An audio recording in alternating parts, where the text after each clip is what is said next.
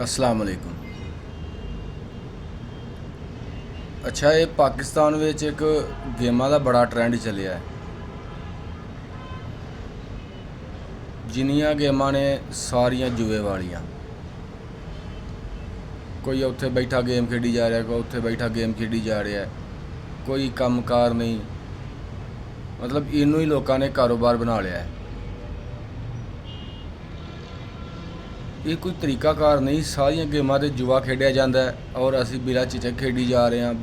बंदियां दी सोच ही मर गई है। कोई पता ही नहीं कि असी की कर रहे हैं, की करना चाहिए।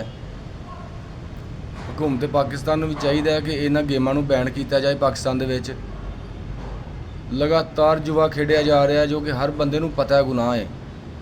तो इस दे बावजूद धक्का लाई जा रहे हैं। कोई पुछन दसन वाला नहीं, ना घर दे मना करते हैं, बस यही देखते हैं कि पैसा आना चाहिए।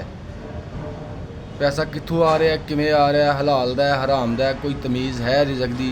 कोई चक्कर नहीं। खुदारा इस चीज़ तो बाज आओ, ये बड़ी गलत गल जे, ये बड़ा सख्त काम जे, बड़ा गुनाह जे। बचो इस तो।